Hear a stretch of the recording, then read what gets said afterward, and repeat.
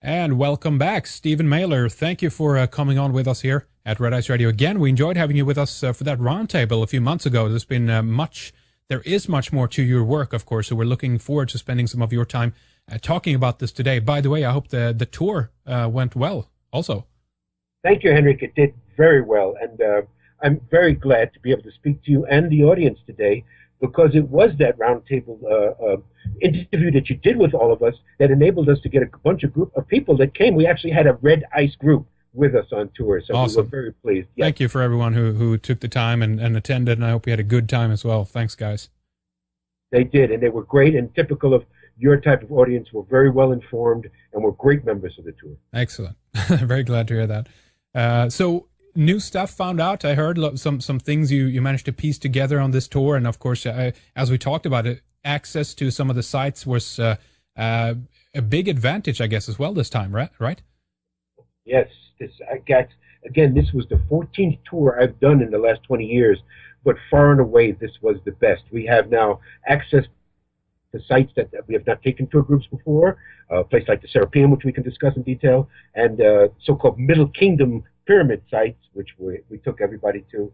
It was great. Everything went well. There was no problems for us. The only situation was, of course, we were sometimes the only tourists at the site. So I would tell the group, good for you, bad for Egypt, because they're really hurting for tourism. But we had site totally access to ourselves, so it was maximum exposure for the folks that came with us.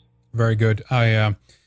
Elizabeth just linked up on the website, our website, about some looting going on in Egypt right now. Some of the heritage sites.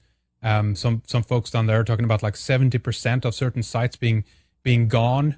They call it sneak diggings and everything else. Have you heard about this at all, Stephen? Yes, it's happening, but I'm afraid that's a little overexposed and a little overreported.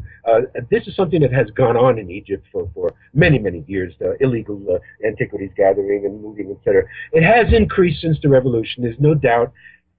And it is going on, but it's not that sites are being closed down and that the sites are being totally excavated of artifacts. It's not happening.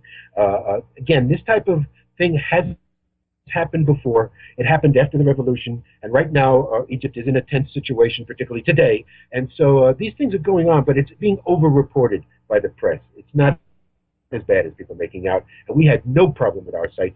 Again, accessing all that we wanted to do, there was no problems, and there was no interference. I'm not surprised by that. It's a kind of a, well, again, not that it's a no story, but it's usually, the press usually kind of exaggerates when they're positioned, when they should be able to downplay it, and then the reverse, if there is actually something serious going on, they're not reporting on that. So it's kind of funny how that works. Well, it is a strange thing. A couple, the Western countries, the U.S. in particular, Canada, Australia now, surprisingly, are putting out a lot of bad press about Egypt. They're over-accentuating what's happening there, telling their people it's not safe to go.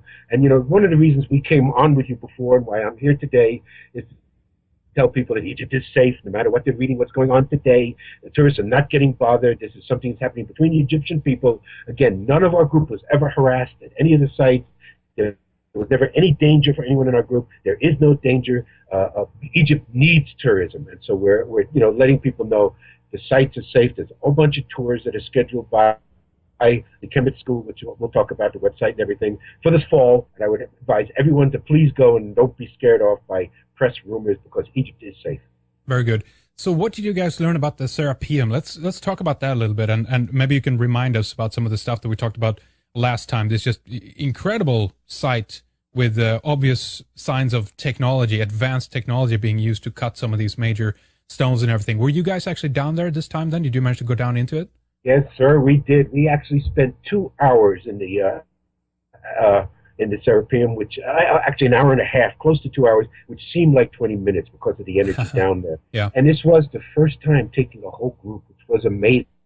And again, because of you, because of people who listened on Red Ice, people who came with Brian Foster and with Chris Dunn, there were a bunch of engineers with us. So this was great to have that feedback by people who have some of the technical expertise to understand what we're seeing. For people who don't know, the Serapeum is an underground series of tunnels, underground, drilled straight in the limestone bedrock underneath the site of Saqqara. There are a bunch of tunnels where there are niches. In these niches are stone boxes, these incredible boxes that are made out of gray granite, black granite, rose granite, basalt, and only one of limestone. And what we see, again, this is what Chris Dunn calls the ultimate smoking gun. The precision and the tolerance we see in these boxes cannot be explained by any other than the most advanced means of technology and engineering. We see tolerances of 2/10,000th of an inch, surfaces that are, I would say, smooth as glass, but they're smoother than glass. I mean, perfect right angles, perfect. And these boxes weigh an average of 70 to 100 tons with lids attached to them. Wow. And what we discovered this time, which I'm convinced of, is that what we're seeing is only a small part of what this complex is. These underground tunnels might go for many, many more miles, and there may be dozens, if not 50 more, of these kind of boxes. And we can discuss what we think the purpose for them for. But what Egyptology has told us is that the only thing these boxes could have been for is that there was a cult of bulls, a bull cult, sacred bull called the Apis bull, and when the bull died, they would make a big deal about mummifying the bull, and then put him in these sarcophagus and have these ceremonies, which is what they tend to want us to believe. Only there's no evidence to back this whatsoever. There's never been a bull mummy ever found in any of these boxes. There's never been anything found in any of these boxes. There was in the 1840s when the first Egyptologist, modern time Egyptologist, Auguste Mariette, entered this site. He found a mummified head of a bull in the corridor, never in one of the boxes. So, and then they found next to this site a cache of bull bones. So there was this cult. So it led them to believe that that's what these boxes were made for. But there's no evidence that any bull was ever found in there, ever interred in there. And we are completely convinced, I am certainly, that these boxes are pre-dynastic, that they were not made by dynastic people for any type of ritual cult, that they served some type of energetic purpose to amplify acoustic sound energy at the site. Wow. It's Saqqara is on the opposite side. No, wait. Remind me about where it is in location to the Giza Plateau. You're absolutely right. As if you're going by the Nile, Giza is on the east side of the Nile, and Saqqara is on the west side. Actually, Giza is on the west side of the Nile too now, but Saqqara is on the west side of the Nile today. This is why it was originally, the site was named after a netter called Saqqar, which was a falcon-type deity, which was a ruler of the west. The west was the area that it went to. So during dynastic times, even going back to what we call the Old Kingdom period, maybe far back as 3000 BCE, they started using the site as a burial site. So it is a necropoli, necropolis, the word in Greek, meaning where the dead are buried. There are many, many, many dynasties, many, many thousands of years of cemeteries here. They'll never find, I mean, as far as I'm concerned, they could be excavating here for another 100 years, and they'll never find all the tombs that are there. But it is our contention, based on the work of my master teacher, Abdel Hakim Oyan, who we'll discuss more if you'd like, who taught us that originally these sites were on the east side of the Nile. The original Nile is what we call the Ur-Nile, or it's now today the Western Desert, which is completely dried up. This is all documented in my first book, Land of Osiris. There originally was a huge river in the west, and this site, today called Saqqara, was on the east side of that Nile and would have been a living site. So originally, Saqqara wasn't called Saqqara. It was called Bu-Wizard, which means Land of Osiris, part of the complex I talk about in my first book of sites from Dashur in the south to Abu Wash in the north, 25 square miles, which includes Giza and Saqqara, all characterized by having stone masonry pyramids and very ancient temples. And on a grid line, this was an ancient grid line. So Saqqara originally would have been not called Saqqara, it would have been just part of the Land of Osiris, and it was an active living site for healing. So we believe these boxes, these underground boxes, were involved in the sound energy that was produced, in the free energy that was believed was produced on the Land of Osiris sites, and these boxes were there to greatly amplify the sound. I characterize, like Christopher Dunn has characterized the Great Pyramid as a power plant, I characterize the Serapeum as a power station. What kind of energy, or not what kind of energy, but what amounts do you think we're talking about, and what were they powering? Well, that is a great question. You know, there can only be speculation at this point, but it seems like there's tremendous amounts of energy produced. Like if we just go by the Great Pyramid alone, we can calculate that it produces microwaves, produces radio waves, produces hydrogen gas, produced quantum waves, all types of electromagnetism. So, and in fact, energy that we perhaps cannot even document. So we're talking about tremendous amounts of free energy. We're using here a basis of acoustic resonance. that the pyramids, these temples, were all tuned to different frequencies of sound. Why we talk about the particular stone that has been documented, and it's a wonderful thing now, but Yusuf Awayan, who you spoke to in our group interview last year, who is Hakim's second youngest son and is now the co-director of the Kemet School of Ancient Mysticism with his wife, Patricia Awayan. Yusuf has now characterized 10 distinct types of stone that the ancient people used. Incredible amount of documentation. And they chose the hardest stones there are on our planet. Granite, rose granite, which we have documented the rose granite used by the ancient Egyptians to be anywhere between 40 to 55% rose quartz crystal. So they chose the stone for its crystalline content, not because of its hardness. Hardness didn't mean anything to them. They had obviously no problem working with the hardest materials that have ever been on this planet with relative ease. But they chose the stone for its crystalline content, because of its vibratory content, because of the use of it for harmonic resonance, that these stones were vibrating in harmonic resonance from the pyramids, from these temples, from these underground chambers, and with water rushing through the site and combining with the crystal, produced tremendous amounts of electromagnetism and the different types of acoustic resonance. We believe that's what set the Great Pyramid into harmony, was its resonance, and this is what gives people the spiritual quality they have today.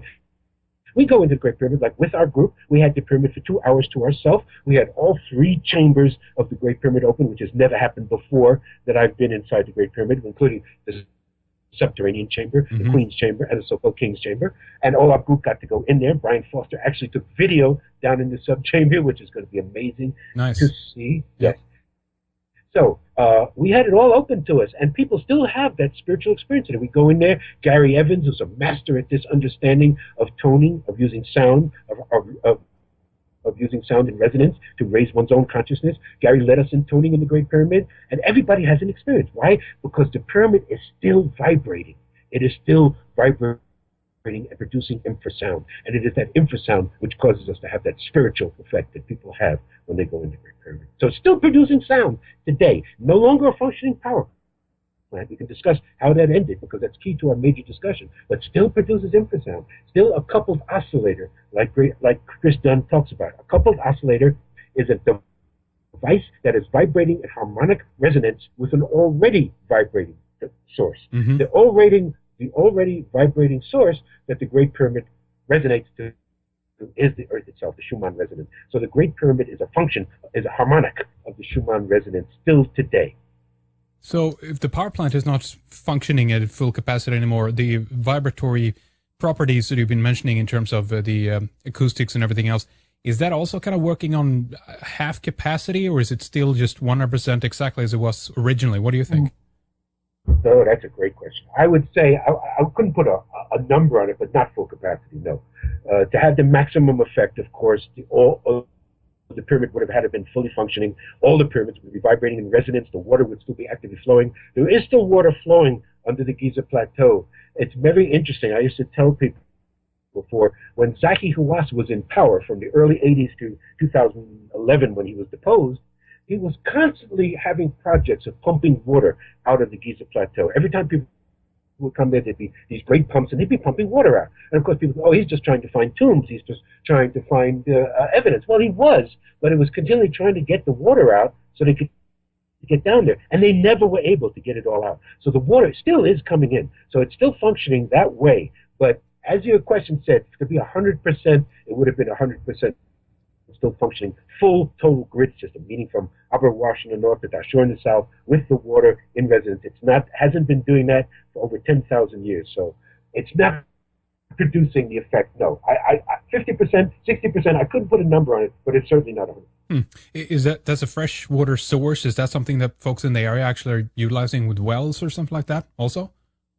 Yes, well, they actually, there is the great fact that Egypt produces an incredible amount of crops, in which ancient Egypt did too. All ancient Egypt was just a thin strip of green land that was around a river. That's all the civilization was. But they grew everything because the river is so rich of nutrients and minerals for plants and stuff. So people today, there's only like at Giza 1 inch rainfall per year. In the south, Luxor, Aswan, there's 0 inches of rainfall. pump a year. So how do they irrigate their farm? They do it with canals, and they pump from the canals. So they're constantly pumping water into their fields today. They still use that technique in agriculture and irrigation today in Egypt, from the Nile, from canals, from the freshwater of the Nile. Of course, the mother of rivers, considered the largest river, the greatest river in the world. It can be disputed. Some people say the Amazon is larger, but certainly that river today is functioning as it was for tens of thousands of years, the lifeblood of the civilization. Yeah, if you look at a map, you see it clearly to this day, the green strip following the Nile all the way down to Aswan, pretty much. And then what is that other source? Where is it speculated that the source is coming from? Because it's, Upper Egypt is below, and, it's the reverse there happening, right? So yes, the Nile River flows from south to north. It's one of the only rivers in the world that does. Yeah. So the source of the Nile is in the south. It is in the mountains near Khartoum. Actually comes down to what's called where the Blue Nile meets the White Nile in Ethiopia, south of Ethiopia. Khartoum is one of the great cities where the Nile comes together. So it comes out of the mountain. There was a movie that was made out of a book written by a great Sir Richard Burton called Mountains of the Moon. We actually went and tried to find the source of the Nile. So it's actually in the mountains, African mountains, Ethiopia. It comes down as the Blue Nile, meets with the White Nile, and forms the Nile as she is today. Wow, interesting. Yeah, you have Aswan there at the tip, and then you have Abu Simbel, Wadi Hafa, and then the river continues all the way to Dongola and Marawi as well. It goes for a long way there. To Sudan. It goes all the way down, down to Nubia, to Sudan, and to Ethiopia, and to what is Khartoum, is the major city. Wow. Do you think, Stephen, that the site of Saqqara could actually be connected with Giza with underground passageways? Is it possible that it stretches in those distances? Well, this is the important thing of our work, and it continues to prove this. Again, in my book, Land of Osiris, it was published in 2001. We speculated that it was just one. Again, Hakim, who presented this to me, Abdel Hakim Aoyan was his name. He was passed away in 2008 at the age of 82. He was the senior tour guide in Egypt from 1952 through 2008. He still had an active tour guide license. He was the senior tour guide. He was an indigenous wisdom keeper, a master of the oral traditions of his country. He proposed to me and my research partner in the 90s that, of course, first, the country wasn't called Egypt. Egypt's a Greek name. It was called Kemet, or Kemet, which meant the black land, the rich soil that the Nile deposits. And even the ancient Nile was the same way. And he would tell us that there was an older river, that what is today Western Desert was the original Nile. And the civilization was based from that river. And so what he said, in the term of Kemet being the name of the civilization that the ancients called it, there was another area of sites which he called Bu Wizard. Bu meaning land, Wizard the original name for Osiris. We retranslated, it's a title of my first book, Land of Osiris. This is from Abu Ruwash in the north to Dashur in the south. It's 25 square miles. It goes from Abu Ruwash to Giza, to Saqqara, to Abu Sir, Abu Judab, to another site called Zawiyat al-Aryan, to Dashur. Those are the sites. They are 25 square miles. All were characterized by having stone masonry pyramids on a grid line, a curved grid line, a Fibonacci spiral, and they were all connected by underground tunnels, bringing water to the sites. First, the tunnels came from the west, because I believe they carved straight through limestone bedrock at least 50 miles out into the western desert, connected with the underground Nile River, brought that river to what is today the Nile Valley, to these tunnels, now then going north to south from Dashur to Abu Ruwash, and we believe it even may go further south than Dashur now. But this was the original site that he called the Land of Osiris. This site, the oldest site, it's got the Sphinx, the Great Pyramid, the Serapeum. These are the oldest sites that we can study, and they were constructed well over 10,000 years. So what we have now is what I said to you earlier. What we have now devised is an easy way to understand what we're discussing. We break it into just two simple parts: a civilization we call pre-cataclysmic and civilization we call post-cataclysmic. We label the cataclysm as happening around 12,000 years ago. It is what I call, and again, I can discuss this in great detail. There's two books I highly recommend if people are interested in this subject. One is called Cataclysm 9500 BC, written by two British scientists, Allen and Dallaire. Yes. The book was published by my good friend, Barbara Handclough. She told me about the book and the work long before it came out. She then wrote a book called Catastrophobia in 2001, based on their book. She has re-edited the book, re-put it out in 2011, called Awakening the Planetary Mind. I highly recommend it. Barbara, along with Alan and Dallaire and myself, believe the source of the cataclysm is what is known as the Vela supernova, capital V-E-L-A. People can Google it. It occurred probably around 14,000 to 11,000 years ago. It impacted our entire solar system, not just the Earth. It explains a lot of anomalies which are not able to be explained astronomically. Number one, Uranus in our solar system is totally on its side. It's totally off 90 degrees from its axis. What did it? Something knocked it on its side. And of course, we know the Earth herself is at a tilt of 23.5 degrees. Yep. It's what gives the Earth its particular wobble, which gives us precession and equinoxes and gives us our zodiac. Okay? We are stipulating here, Alan and Dallaire stipulated that before this Vela supernova, our Earth was straight up. It was not on the tilt. It is the supernova which impacted our whole planet, brought down the civilizations we're talking about. It was the mass cataclysm. It is the source of the flood myth. And not only does the flood myth come from our Old Testament, from Chaldean or Babylonian sources, but there is a flood myth, a cataclysm myth that exists in 250 indigenous people on our planet. It is something that's universal. And academia has attempted to explain this by saying that there was a local flood, a local event around 4000 BC in the Middle East, and that's supposedly the source of the biblical flood. But when we read the flood myths, even read the Greek myth or even indigenous myth, they're talking about a worldwide cataclysm. Yeah. A worldwide event, not a local event. The only event that can match what we're talking about is this event that happened around 11,500 years ago. And so then what we categorize then, if I just continue, Henry, what we can categorize then is what we talk about pre-cataclysm is Giza, is the Serapeum, these incredible technology, no inscriptions, no markings anywhere, no evidence anybody ever being buried in these sites or anything like that, no evidence of the dynastic people not coming until later and transforming the sites. So when we take people to the sites, our key theme is site transformation. And Yusuf Awiyan is an absolute master at this.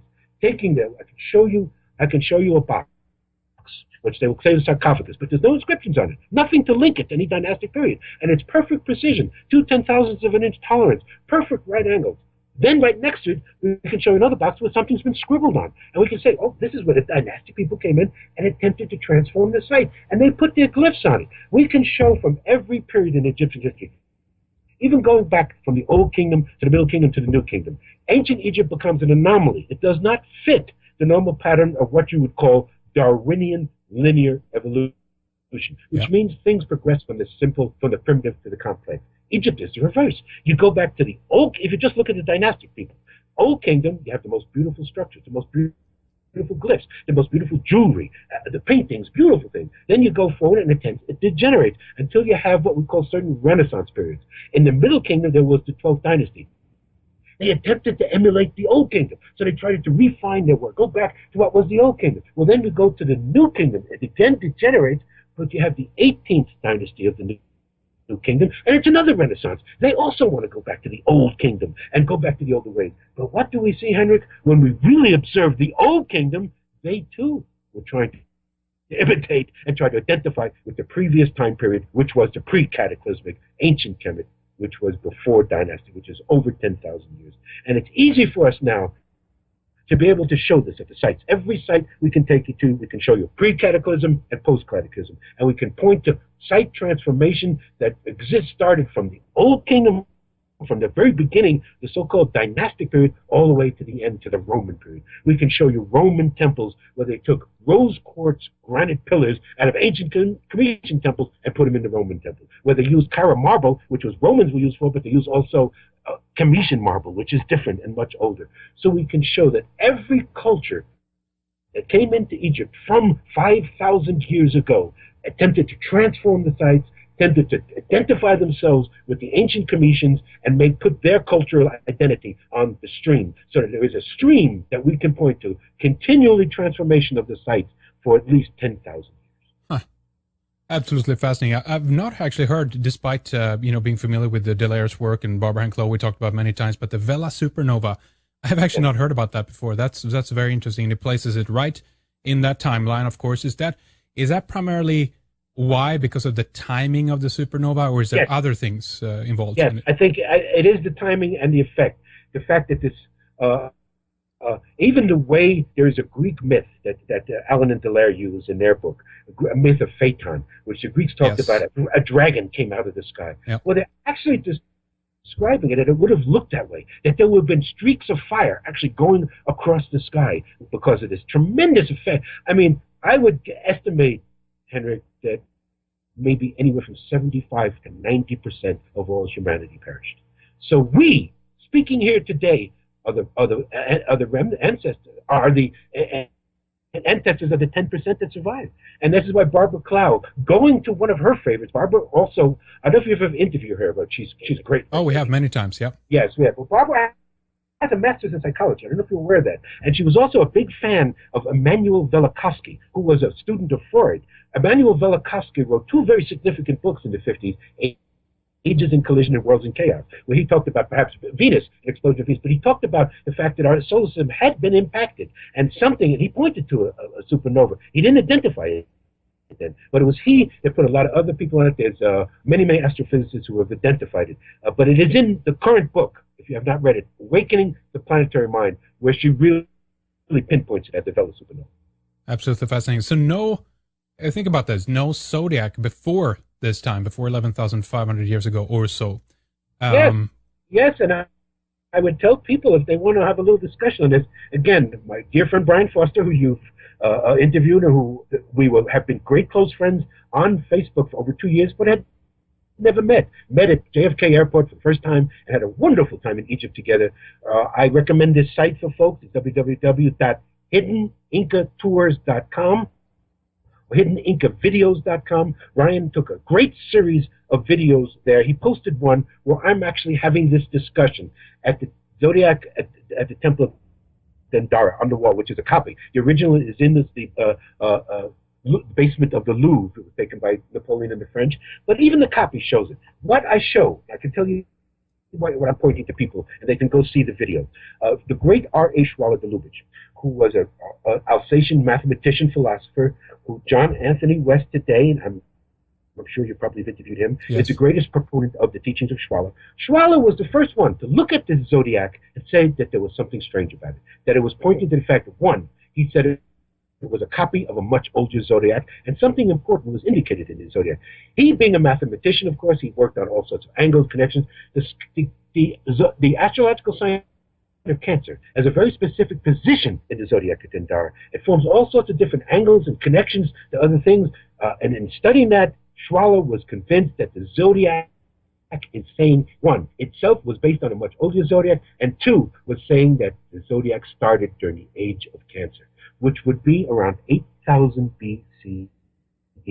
So Barbara believes this. I have believed this also. Again, I've done the research on it. There's no distinct evidence of any people practicing formal system of astronomy or astrology before 10,000 years. Fascinating. So that's, yeah. So therefore, we're saying to those, and people who are astrologers out there might be interested in this, that there never has been a complete full precession. If it started in Cancer, that means there was no age of Leo. There was no age before that.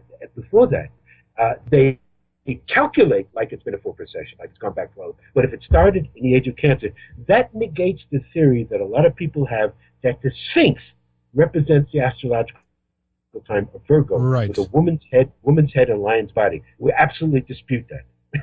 We can say who the Sphinx really represents, and the Sphinx was constructed, according to Abdel Hakim, 54,000 years ago, long before there was any age of Virgo. So who does the Sphinx represent?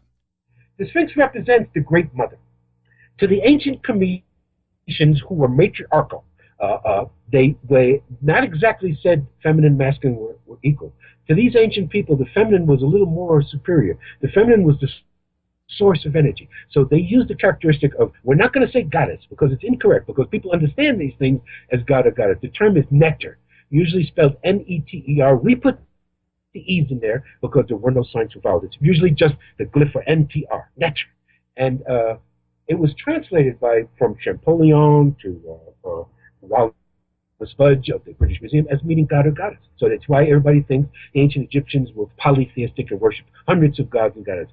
But it was R.A. Schwaller de Lubitsch, we return to him again, who first challenged the translation of neter meaning deity. He said, no, it was an aspect of the whole, a principle, not the whole itself. Hakim took it even further and said it was a sense.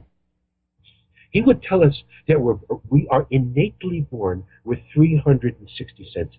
180 we label feminine, 180 we label masculine. And it's what's called circular consciousness. The circle represents that. No beginning, no end. So in essence, saying that when we're in a space of using all 360 senses, we are enlightened. We are in circular consciousness. And he said that, and then Hakim would say, and you know, we're only using 5 today. So he would always say to people, please excuse me, I'm not trying to insult anybody, but we are crippled today. We're only using 5. So therefore, there's 355 innate senses.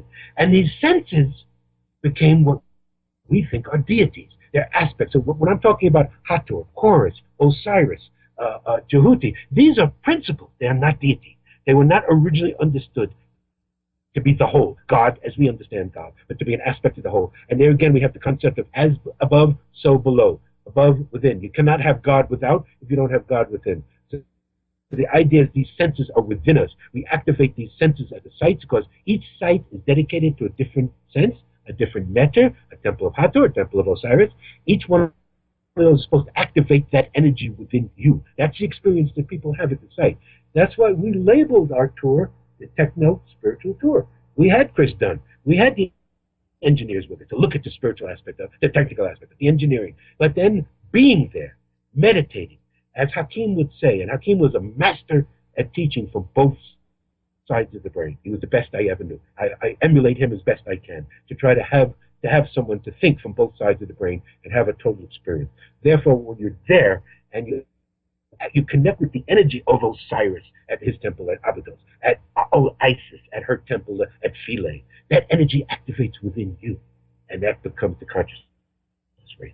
So the whole idea was that they were never considered deities to the very ancient people. They were principles, active principles of creation, and there are 360, and we're only using 5. So the whole idea of what Hakim called this time period that we're going into now, the whole reason we do these teachings, the whole reason he passed it to me and to others to spread to the West, is that we're going into the awakening now. We're coming out of a cycle of darkness where we're only stuck in 5 senses. More senses are opening up. It's what people call ESP, the sixth sense, all of these different things. You're intuitive, psychic. And I worked for the Rosicrucian Order as a staff research scientist. I actually tested people professionally known as that, but we never used the word psychic. We hated the term. We used the word sensitive because that's something that everyone can identify with. We're all sensitive to different degrees. So those that do it professionally, maybe they've got all 360. Nobody's doing a 360. As Hakim said, we were going to work on a third book, which is just going to stay in limbo now, re-identifying the titles of the letters. And he said he could probably identify 20 or 22. He was definitely operating on more senses than a normal human being. But no one has been operating 360 unless you could consider a Jesus, someone who was totally enlightened. Very interesting. I have a lot of questions about what we just mentioned there, but let me back up to the Sphinx a little bit more. Do you think that there was at some point another head on the Sphinx, considering the discrepancy there in the size? Yes, and you know what I did? And I realized I didn't finish it. She was, again, this matriarchal culture looked at everything that was created, everything that was uncreated, and they gave it the name Nut. She was that neter, the neter of creation and uncreation. N-U-T, Nut. That was the Great Mother. So the story is, when the Great Mother wanted to manifest in physical form on the earth, she spit. Where she spit was a Yardang outcropping of limestone, which is today the Sphinx. So they call her Tef-Nut, the spit of the Great Mother, the spit of Nut. And why, Hakim, with the people say, why do you say spit? Well, he would always say, if you think about it, every time we expectorate, I'll use the formal term, there's no volume, there's no weight. It can't be measured. So there's no volume and no weight to it, technically. So what they're basically saying is you cannot define the Great Mother. But if you want to, they made a physical form. So this is why he dated her as and the indigenous oral tradition is the Sphinx was the first thing created above ground, before any temples, before any pyramids. And she was carved, first cut 54,000 years ago.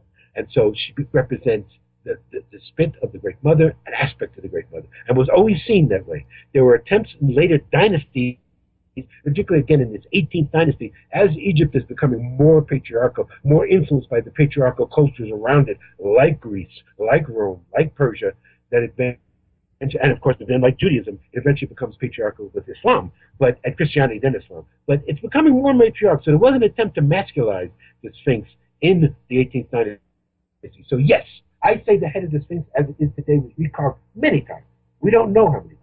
But the head as it is today, I believe, was carved in the very early days of what the so-called dynastic period is by a gentleman who had a title Men-Ha. The Greeks called him Menes. They said he was the first pharaoh. It's using the word pharaoh wrong. There were no male pharaohs. I can go with that if you'd like. But first, let's just say that Men-Ha recarved the head of the Sphinx to honor his mother, who was a black African woman named Nikhotep, and that's who the Sphinx is today. The face of the Sphinx has never been a male face. It is not a man's face. It is a woman's face, and it is clearly a black African woman's face, but it is not original. If you look at the head, you understand that these people were masters of harmony and proportion.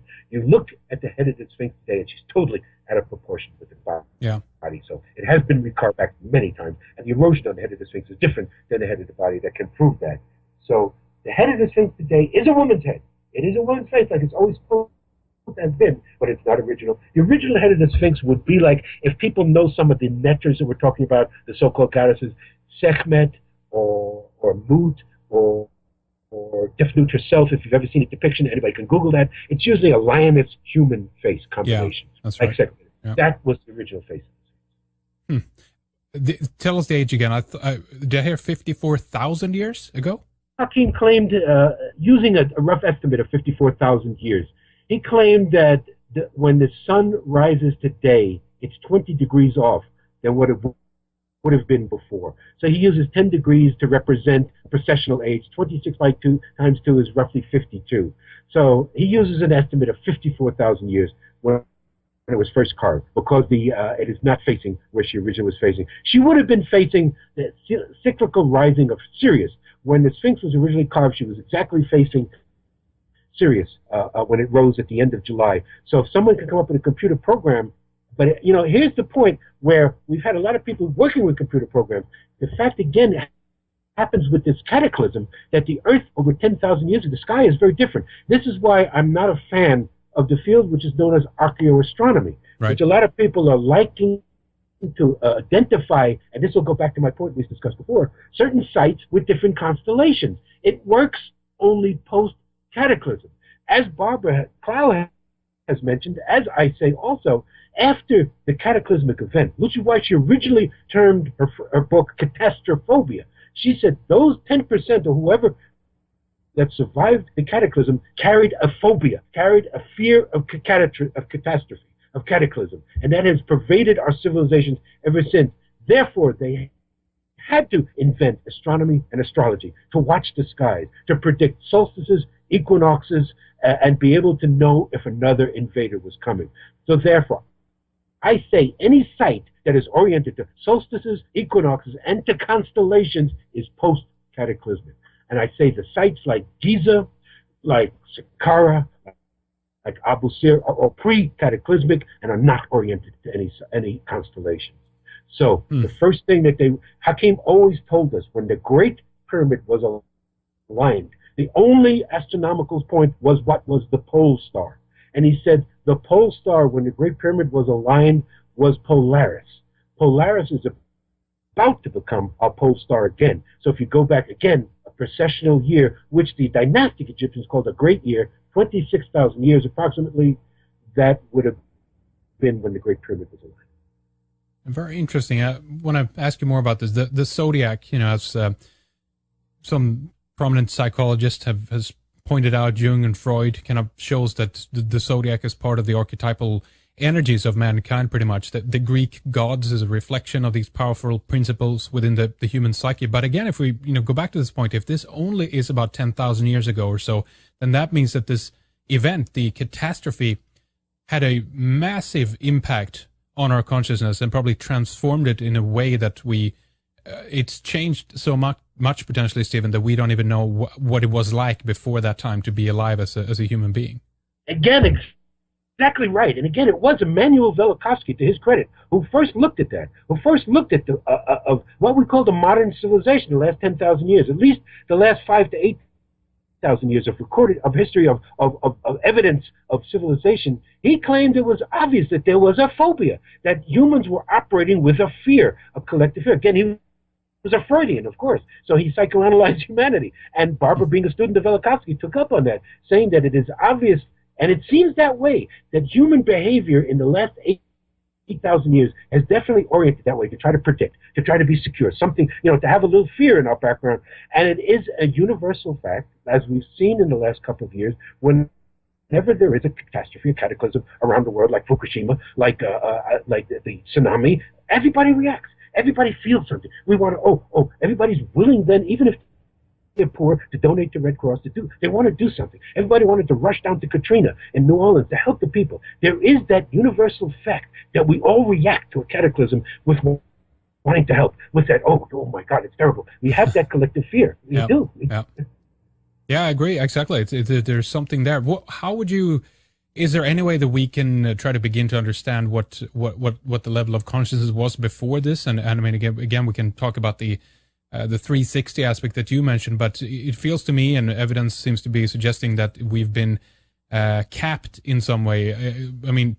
We've been cut off, if you will, a little bit. We've been like desensitized almost, and we're not as sensitive anymore, correct? I agree. And it does come down to the basis of what is chematology, which is what we call the cycles, the 5 stages of the sun, which Hakim presented to us. The sun moving through 5 stages during the day represents stages of our developing consciousness and stages in prehistory. So it goes from Cheper, which is the dawn, Ra, which is noon, Un, which is the sun in early afternoon, Aten, which is the sun in the highest state of afternoon, to Amen, which is night. And they also represent stages in prehistory. So the fact is, when we're talking about before the cataclysm, pre-cataclysm, we were in the age of Aten, the highest stage of consciousness, where we were using all 360 senses, where we could build pyramids and carve sphinxes and do what we did and have this incredible system of free energy. We're not there today. We're 5 using maybe 6, 7, some of us using 8, maybe 8, 9 senses, but we're not there. But we can have an inkling to it. Those of us that had the spiritual experiences, those of us that had those moments which some masters like Bhagwan Sri Rajneesh, like others have said, call it unity consciousness. That moment that some people can have during meditation, sometimes during spiritual practices, where you feel one with everything. You feel no borders, no boundaries to your body. Some people have had that experience under psychoactive drugs. I have. But basically, it's best to have it without any kind of extra stimulus. And you have that unity feeling. We can only have it briefly in this 3rd dimension, which we are now, and still coming out of the age of Amen. But Amen is ended. This is why Hakim calls where we are now the awakening. It is the dawn, the new Cheper, the new beetle, the scarab beetle is the symbol of our work. People are awakening. And so we're getting hints where it could be. This whole movement in the world, Henrik, of going to free energy. Yeah. Which is only going to increase, and much more from your land of the woods. Scandinavia is doing much more in this field than the U.S. and other countries are with free energy, with working with solar, with wind, with geothermal, et cetera, et cetera. This is the future. And again, we are just rediscovering what we already knew. This is what it will be. I once gave a lecture to people, in front of a couple hundred people in the audience, where I said, what is going to characterize this awakening is you're going to wake up in the middle of the night and know something that you did not know before. And I looked out in the audience and I saw a woman elbowing her friend, giving it to her, like, see what he's saying? People are experiencing this.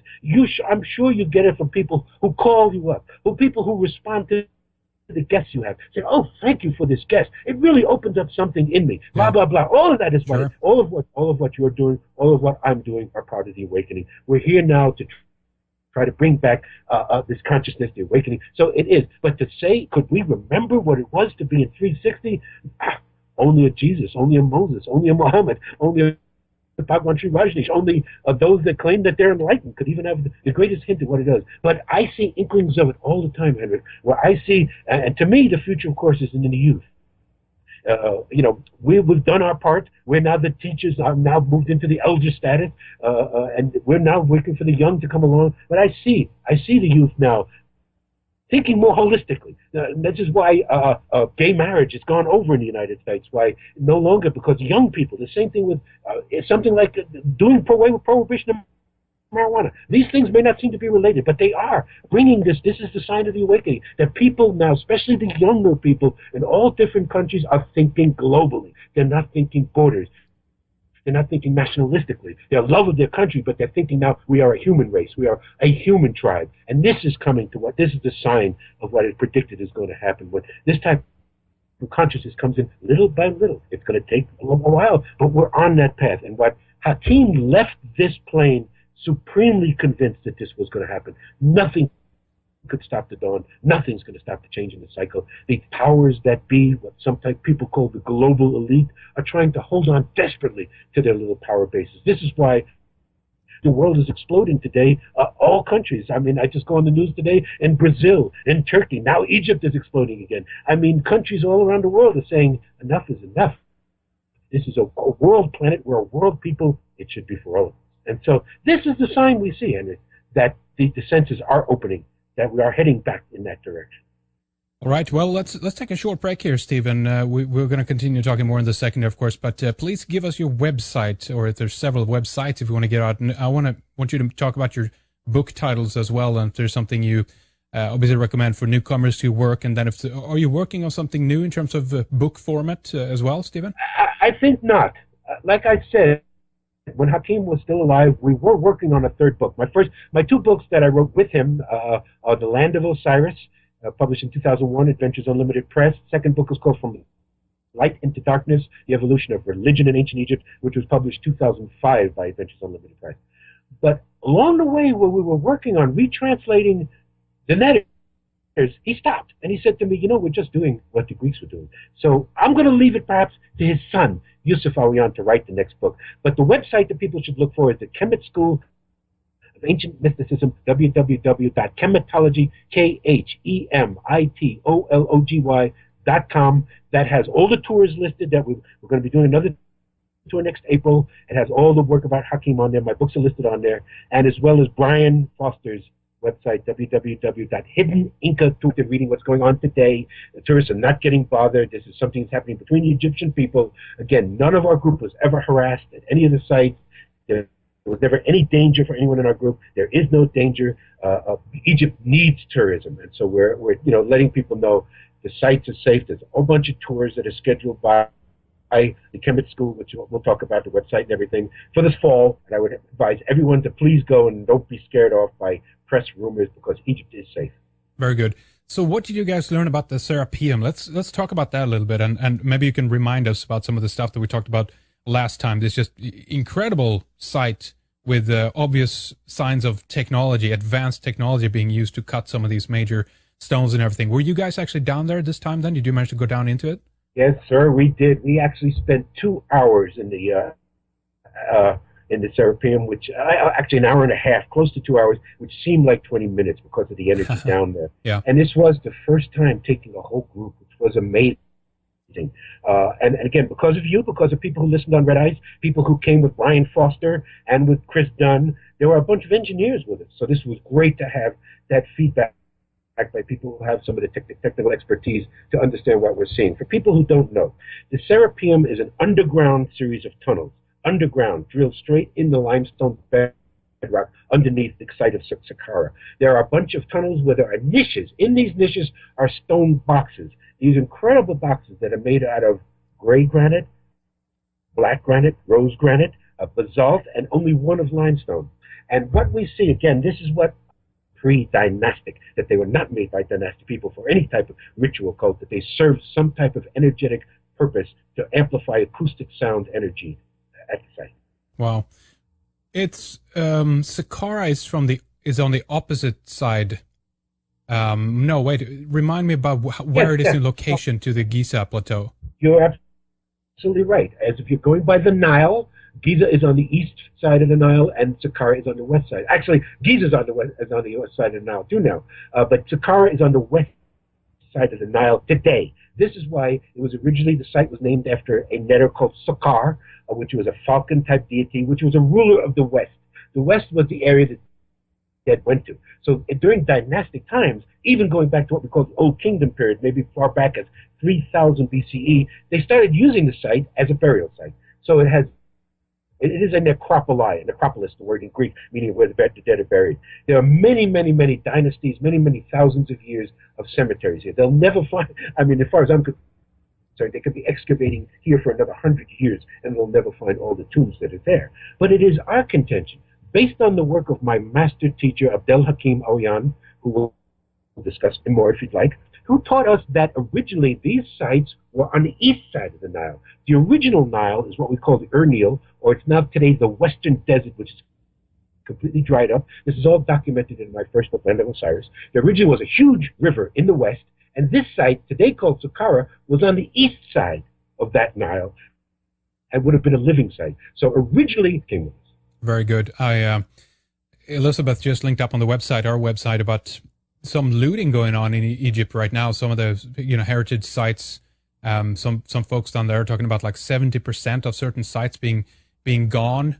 They call it sneak diggings and everything else. Have you heard about this at all, Stephen? Yes, it's happening, but I'm afraid that's a little overexposed and a little overreported. This is something that has gone on in Egypt for many, many years, the illegal antiquities gathering and looting, etc. It has increased since the revolution, there's no doubt. And it is going on, but it's not that sites are being closed down and that the sites are being totally excavated of artifacts. It's not happening. Again, this type of thing has happened before. It happened after the revolution, and right now Egypt is in a tense situation, particularly today. And so these things are going on, but it's being over-reported by the press. It's not as bad as people are making out. And we had no problem at our site. Again, accessing all that we wanted to do, there was no problems and there was no interference. I'm not surprised by that. It's a kind of a, well, again, not that it's a no story, but it's usually, the press usually kind of exaggerates when they're positioned, when they should be able to downplay it, and then the reverse, if there is actually something serious going on, they're not reporting on that. So it's kind of funny how that works. Well, it is a strange thing. A couple, the Western countries, the U.S. in particular, Canada, Australia now, surprisingly, are putting out a lot of bad press about Egypt. They're over-accentuating what's happening there, telling their people it's not safe to go. And, one of the reasons we came on with you before and why I'm here today is to tell people that Egypt is safe no matter what. And welcome back, Stephen Mehler. Thank you for coming on with us here at Red Ice Radio. Again, we enjoyed having you with us for that roundtable a few months ago. There's been there is much more to your work, of course, so we're looking forward to spending some of your time talking about this today. By the way, I hope the tour went well also. Thank you, Henrik. It did very well, and I'm very glad to be able to speak to you and the audience today, because it was that roundtable interview that you did with all of us that enabled us to get a group of people that came. We actually had a Red Ice group with us on tour, so awesome. We were very pleased. Yes. Thank you for everyone who took the time and attended, and I hope you had a good time as well. Thanks, guys. They did, and they were great, and typical of your type of audience, were very well informed and were great members of the tour. Excellent. Very glad to hear that. So new stuff found out. I heard some things you managed to piece together on this tour, and of course, as we talked about it, access to some of the sites was a big advantage, I guess, as well this time, right? Yes. This was the 14th tour I've done in the last 20 years, but far and away this was the best. We have now access to sites that we have not taken tour groups before, a place like the Serapeum, which we can discuss in detail, and so-called Middle Kingdom pyramid sites, which we took everybody to. It was great. Everything went well. There was no problems for us. The only situation was, of course, we were sometimes the only tourists at the site. So I would tell the group, good for you, bad for Egypt, because they're really hurting for tourism. But we had site totally access to ourselves, so it was maximum exposure for the folks. So Tristan calls the ultimate smoking gun. The precision and the tolerance we see in these boxes cannot be explained by any other than the most advanced means of technology and engineering. We see tolerances of 2/10,000th of an inch, surfaces that are, I would say, smooth as glass, but they're smoother than glass. I mean, perfect right angles, perfect. And these boxes weigh an average of 70 to 100 tons with lids attached to them. Wow. And what we discovered this time, which I'm convinced of, is that what we're seeing is only a small part of what this complex is. These underground tunnels might go for many, many more miles, And there may be dozens, if not 50 more, of these kind of boxes. And we can discuss what we think the purpose was them for. But what Egyptology has told us is that the only thing these boxes could have been for is that there was a cult of bulls, a bull cult, sacred bull called the Apis bull, and when the bull died, they would make a big deal about mummifying the bull, and then put him in these sarcophagus and have these ceremonies, which is what they tend to want us to believe. Only there's no evidence to back this whatsoever. There's never been a bull mummy ever found in any of these boxes. There's never been anything found in any of these boxes. There was in the 1840s when the first Egyptologist, modern time Egyptologist, Auguste Mariette, entered this site. He found a mummified head of a bull in the corridor, never in one of the boxes. So, and then they found next to this site a cache of bull bones. So there was this cult. So it led them to believe that that's what these boxes were made for. But there's no evidence that any bull was ever found in there, ever interred in there. And we are completely convinced, I am certainly, that these boxes are